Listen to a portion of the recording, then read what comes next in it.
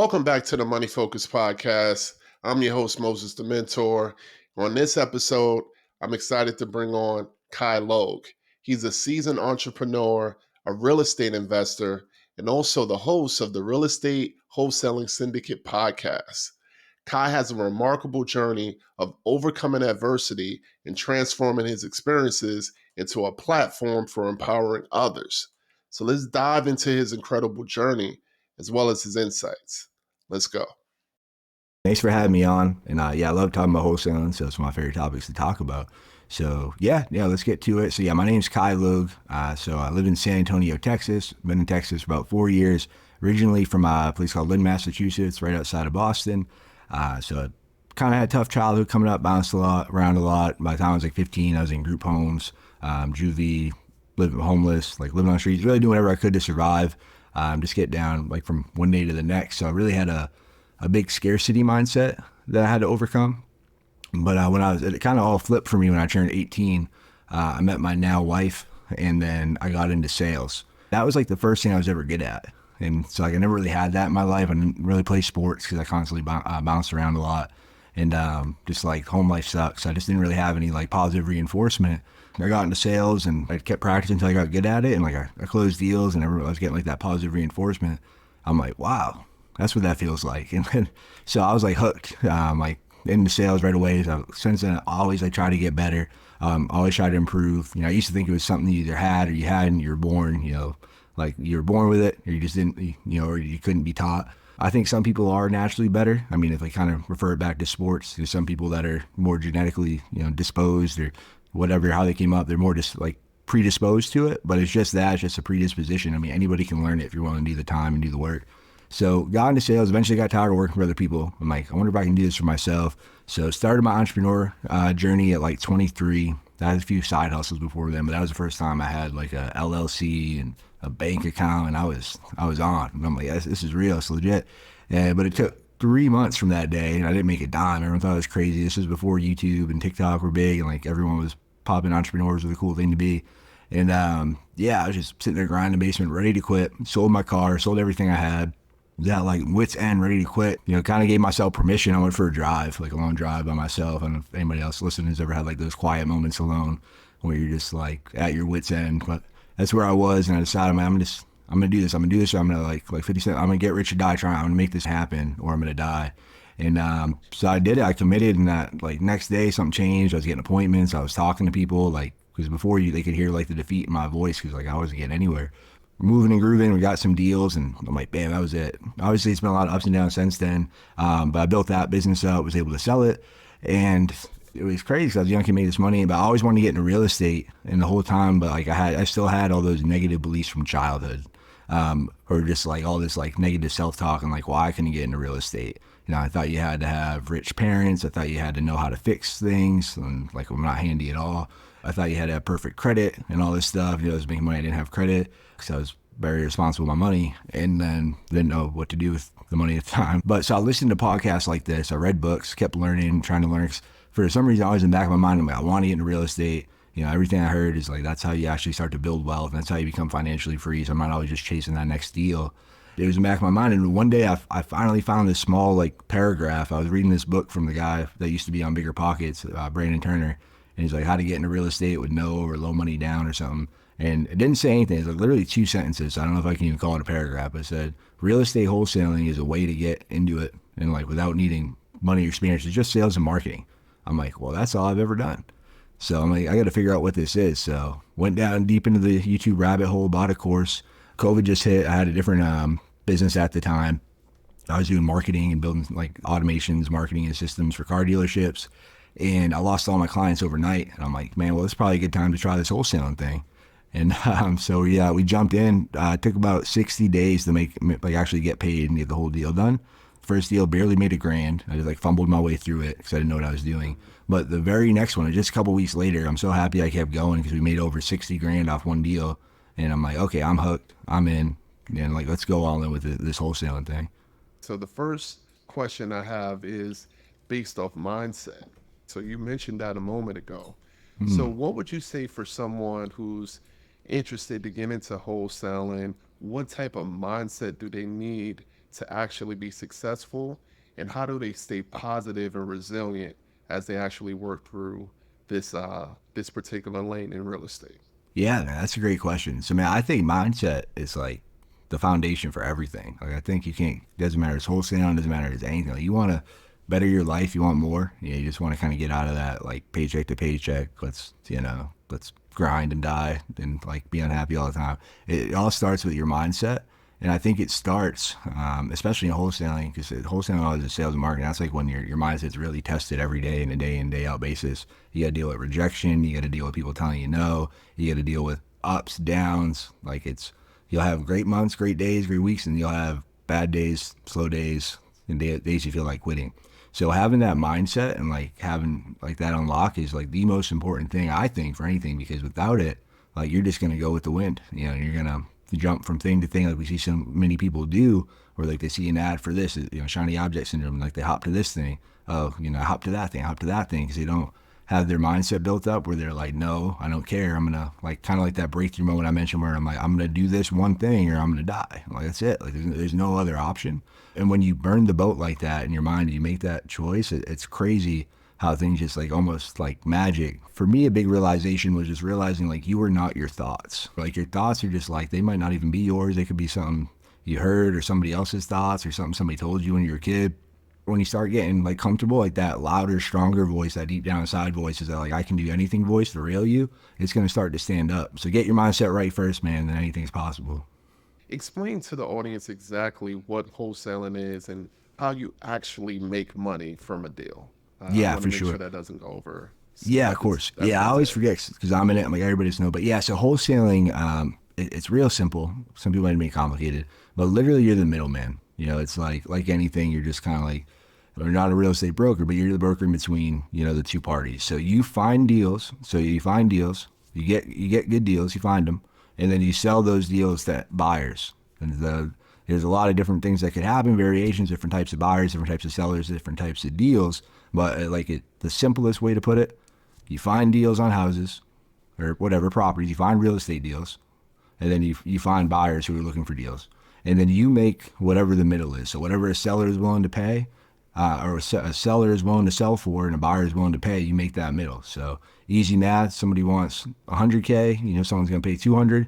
You make 100K. So you get that difference, and it's all done through a title company. So it's all, they make sure all the contracts, everything's good. You get a wire. You can cut a check however you like to, but yeah, it's all done there. They make sure everything's all set up, and that's really it. So it's just find deals, find buyers, be the connector, be that middle person, and you make a bunch of money. I made a video on like what I would do if I literally had no money, and like you can get a Google Voice number for free. You can be scrappy. You can get a lot of stuff. So I'm all about starting with the least amount of money possible and like learn it first and like get comfortable. So you're not like wasting money like on the good leads that you pay for, and like get your stuff down good in the beginning. But you're gonna have to have more stickability.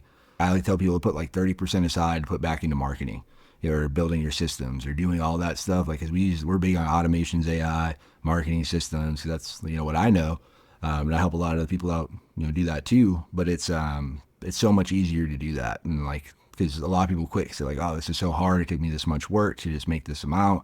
And, I'm gonna have to go through it all again. And then like even subconsciously you start to think that, and it's like, you slowly stop making the calls and you slowly stop doing the things.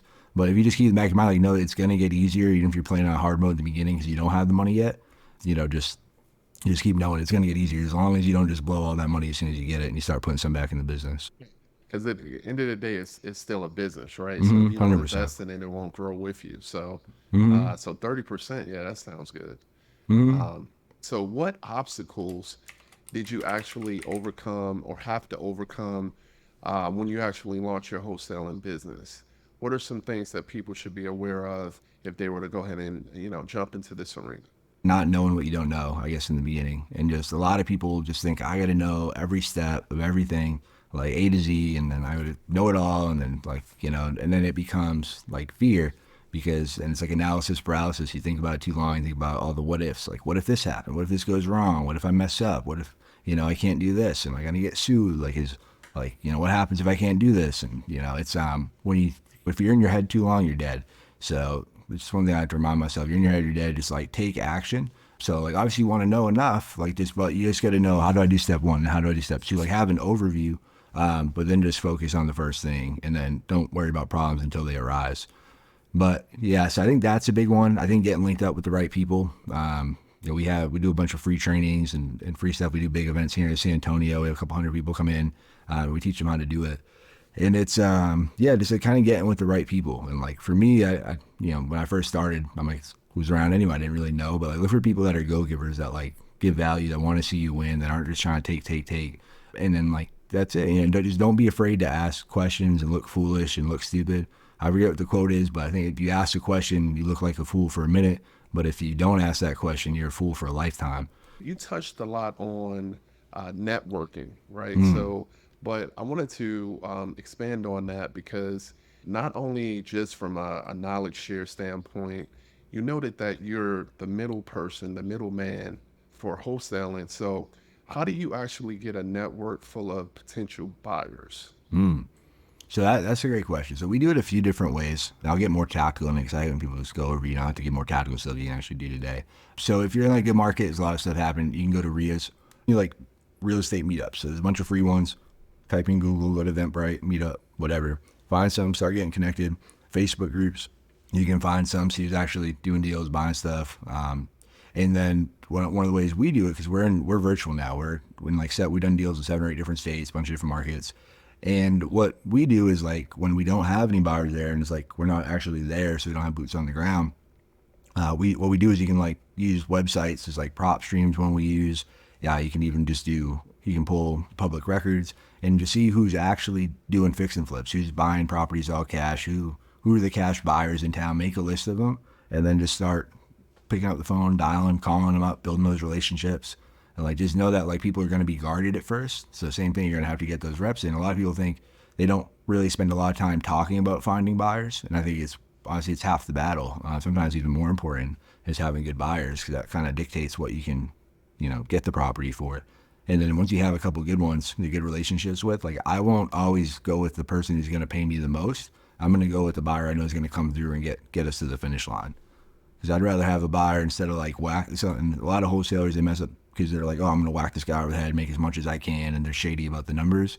And like they burn that relationship. And like a lot of people don't realize, not even just in your area, but like nationally, like it's a lot smaller community than you think. And like word spreads, or it gets around. So you start like not operating ethically, or not trying to create win-win scenarios, like you're going to get blacklisted and no one's going to want to mess with you. So you really just want to make sure you're creating good scenarios, and it's perfectly fine. One of my things that I'm perfectly fine saying, I think more people have to be fine saying, is like, I don't know. I can go find out for you. It's the Will Smith movie, The Pursuit of Happiness. It's one of my favorite lines of that movie. He goes, I don't know the answer, but I'm going to find out. And like, it's okay to say that. And like, they might know the answer, might be able to help, or they might just be testing you. I used to sell cars. I realized sometimes people would ask you questions just to see if like you're going to try to make something up or be honest, be dishonest. So if you don't know, say you don't know, but just go find out. Now, on the flip side, for me as an investor, what are some good ways for me to vet a potential wholesaler? Like, how would I know if someone is really trying to, build that authentic relationship with me, or are they trying to just kind of hustle me? What are some best practices maybe that an investor can look at and say, hey, you know what, I want to work with this guy or this gal moving forward for properties? Yeah, that's a great question too. So keep your guard up 100%, like just like, so the Pareto's principle, 80-20, 80% of people probably are trying to hustle you, or not even that they're trying to hustle you. They don't know. They don't know how to do the math. They watch a YouTube video or something. They don't know if they have a deal. They don't know stuff. A lot of them, again, the ego, they're not going to tell you they don't know. They're just going to try to come across because somebody on TikTok said whatever. But there's like, just know you have to verify everything. Get eyes on the property, walk the property. Don't buy it sight unseen. I'm big on, one of my favorite things I tell myself, trust but verify. Like, I'll trust you at first until you give me a reason not to trust you. I'll trust you, but I'm going to verify everything you're saying is true. So do all your own math, run your own comps. Like, don't go in blind. Don't get rushed if they're like, oh, like, I got to do it today or whatever. Don't just like, don't have that scarcity mindset. Like, this is the only deal you're going to come across. And just like, Yeah. make sure you feel comfortable, you're good, and you'll be ready to move quickly. And like, make sure you have hard money cash lined up so you can get that deal done. Because saying it's like, the real wholesalers and the real buyers, like they move differently. And once you're in the game for a bit, like you start seeing like, they're gonna want to keep doing deals together because like they're asking you questions to vet you. But yeah, just vet them. Like, just ask about like how many deals have you done. It's fine if it's your first one. Just be like, no, like they might need a little more help, and just know there could be another deal if they have it locked up too high. Like if somebody keeps sending me bad deals, because we typically buy deals here to do fix and flips in San Antonio. If they keep sending me bad deals, like I'll just start ignoring them, like or just like kind of tuning them out if I get an email or whatever. But I try to give them feedback too, like hey, there's this, and like if they're willing to take the feedback and improve, great. Like you can build relationships with them, and then maybe you might be their go-to guy that they send the deals to first. But just like if they're not willing to take feedback, there's not more than I hate than like especially if they ask for advice, they don't take it, or like if they just come off a certain way. But like tell them, hey, maybe we can go back to the seller. Maybe I can help you renegotiate this deal. Like this is what I need. I know what the other investors in town need. So I think it just comes down to like open communication and then just verifying everything. Gotcha. And you've noted a few times about fix and flip. So how do you decide on which, properties you acquire that you want to wholesale versus the ones that you want to go ahead and fix and flip? Is there any science to that method? So if they're here, if it's a home run, I'm gonna take it. If I can make way more, or if I'll probably do the fix and flip. But yeah, I started to kind of run the numbers. Usually I think wholesale first because it's easier, and I've gotten, especially the last year. So once the market shifted, I lost some money on fix and flips, and I got a bad taste in my mouth. Lost money on one of them, and I'm like, oh, okay, I'm just gonna wholesale. And I knew if I wholesaled it, a more experienced fix and flipper would have made money on it because I made some rookie mistakes. It's like I'm not an expert fix and flip by any means. I've only done a handful, well, a little more than a handful, but it's I'm way better at wholesaling. So I think it's that balance of knowing, sticking what you're good at. But yeah, if it's like a real good deal and it's here, or now I just want to fix and flip just because I got the urge to do one, and then but yeah, most of the time we're thinking wholesale first. And what would you suggest for someone who's trying to get into wholesaling? What would be some education that they need to tap into? So for me now, it's a bit different. When I came up with listening to podcasts, YouTube videos, one of my biggest pieces of advice for people, I know it's especially hard for me to know who's real and who's not, because there's like a lot of fluff out there. But like if you find someone that's good, you find good information. The same thing, trust but verify. Try stuff out. Like I'll try things out even today. I try to have like a white belt mentality, and I'm always trying to get a little bit better and grow. Every day, if I can just get 1% better, it's constant, never-ending improvement. It just a compound effect is going to go up forever. You're going to keep getting a little bit better. So I'm always looking to do that. I'm open-minded. So what I do, I'll go more into what you should do now to start. But for me now, like one of my biggest things is my podcast, the Wholesaling Syndicate, because I get to invite investors. Like we were talking before, I'd love to have you on, learn about cool stuff you're doing. But I get to invite them on, just have like a conversation like this, and I can ask them any question I want or any question I think my audience wants to know. And I can right away get it. Like, oh, this is popping up. What do you see about this? Like, I just had a realtor on about a month or so back. Like, what's going on with this NAR settlement? Like, what's the real deal? And I know this dude's been in the game for 20 years, runs a small team, runs lean, and like they are like one of the biggest realtors in San Antonio. So for me, just be able to start when I started making content. I just started making content, make the stuff I wish I had when I started. So I do like a bunch of free trainings, all stuff on YouTube and the podcast. But for me too, it's also like, what do I want to know now? And like, or what do I wish I want to know? And I can ask these people and kind of see what they came up. And I'm looking for like one or two gold nuggets. So a lot of people are like, oh, I got to listen to this whole thing or whatever. I'm just trying to find what are one or two things I can take away and try to implement and see if they, it works or it doesn't. And I can move on, try to find some other ones. And then the best ones I'm going to stick with. And I find something that's working, I just keep running that play till it doesn't work anymore. And I think listening to podcasts like this, this is a great podcast. I love what you're doing here. And yeah, I think listening to podcasts like this and just getting tuned in and just like finding those gold nuggets is huge. If it's wholesaling specifically, if you want to learn about that, I'd recommend checking out the Wholesaling Syndicate podcast. It's my podcast. I interview investors, some of the best wholesalers like in the game that I know that are actually doing it, that aren't just fluff and just doing it for social media. And then all the people I invite on, I know they're go-givers and they're like actually want to see people win and they're not just in it for themselves. So yeah, I think that's a great way. And then YouTube, we get a free course on there. I'm actually going live every day. I don't know how long. We're doing it for at least 30 days. I might do it longer, but I'm literally just sitting in the office making calls and like showing people what it's really like, getting hung up on, but closing deals live, talking to buyers and just like really showing people what it's really like.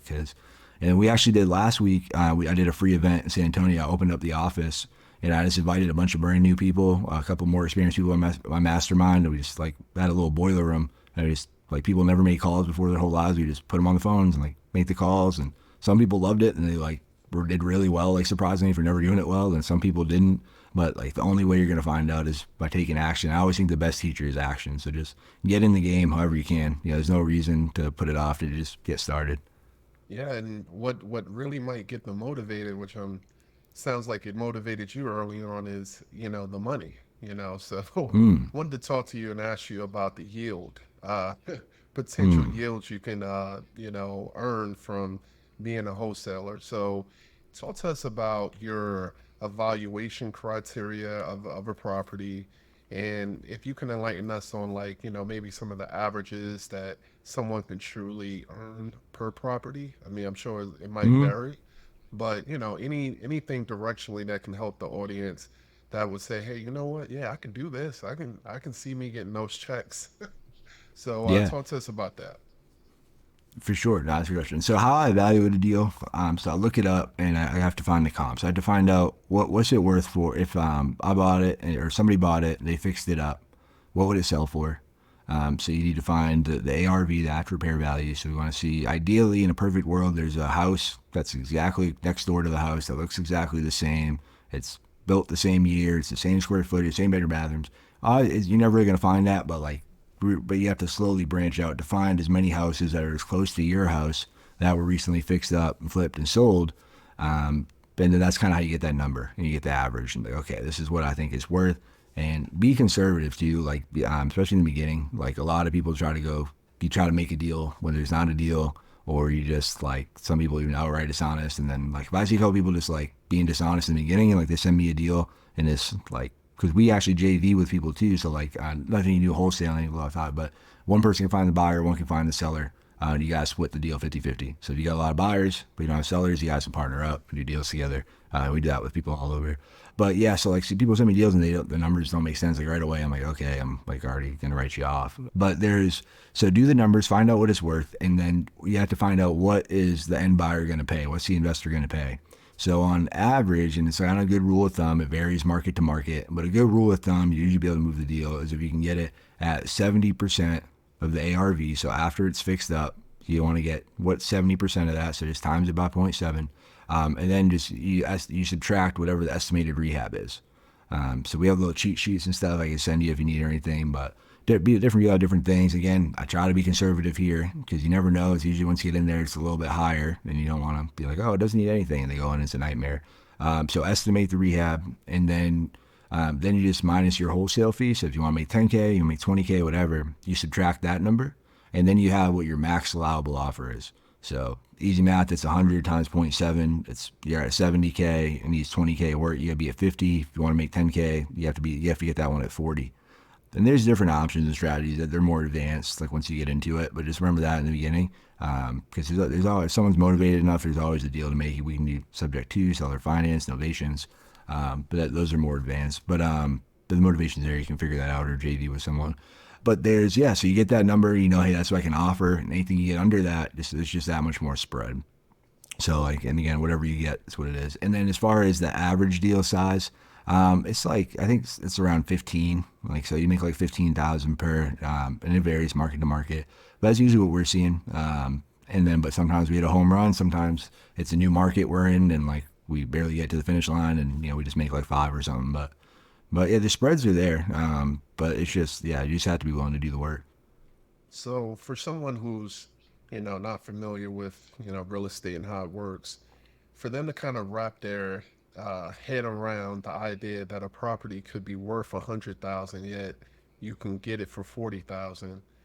Break down Mm-hmm. some of the reasons why maybe someone would sell their home for so much less than what it truly could be worth. What are some Yeah. kind of personas and situations that would justify someone getting rid of the property for so much cheaper? Yeah, that's a great point. And yeah, I feel like that some new people struggle with that. I do better about talking about that because even yesterday when we were doing the calls, they're like, "Oh, I don't do this number." I'm like, the math's the math. You can't argue with numbers. But So there's a bunch of different reasons, a bunch of different situations. Like even one today, like there's like two different spectrums. Most of the ones we're dealing with, so most of the ones they're distressed property. So either the property itself is distressed, which means it's in bad conditions, beat up shape, whatever. There's some kind of issue going on with the property that makes it not worth what it was. It's not easy for them just to throw it on the market with the real estate agent and get the deal done. Because for a lot of people, the easiest thing to do is just hire an agent, find a good agent, put it on the market, list it, sell it, boom. If the house looks good, it's clean, it's ready to go, there's no issues going on, like that's probably your best route. And like if you don't have to sell right away, like cool. But if there's a time crunch, like I need the money today, or if there's a bunch of issues going on, like so with divorce, people getting divorced, like I just need to sell now. I can't spend another day with this person in this house. And like, we gotta sell. I don't care. Like it's when like, they're there. If they're getting foreclosed on, pre-foreclosures, you can help those people avoid foreclosure. That's a big one. People have like tax liens. They have code violations is a good one. That's a list I like to pull because we can actually pull lists right from the county. We're looking for deals. We can go more how to find deals after. But yeah, their house is beat up. They could have inherited it. They're out of state. They could have decided, hey, I want to be a landlord because everyone says how easy it is. I'm gonna get these properties, and they get some out of state properties, and then they realize, hey, this is a business. It's a job. It's not like easy passive cash flow as I thought it was. And they're like to get tired. Landlords is another big one. But really, there's a bunch of sometimes on the opposite end of the spectrum. It could be something that like, they don't want to deal with it, and they're willing to trade equity for speed and convenience. Like so, they make all their money outside of real estate. They don't really care. They just got a new job, or whatever. Their wife doesn't like the house anymore. She's tired of it, and they don't want to deal with open houses. They don't want to deal with realtors. They don't want to deal with any of the headaches and bullshit all the hoops you got to jump through.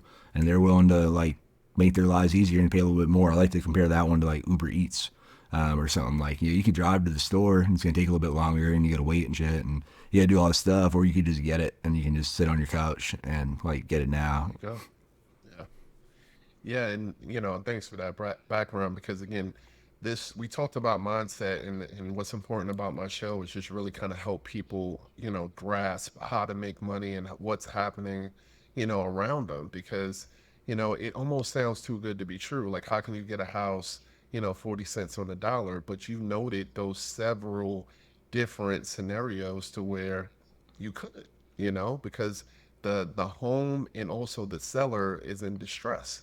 So when that Mm-hmm. happens, speed wins. So that's key.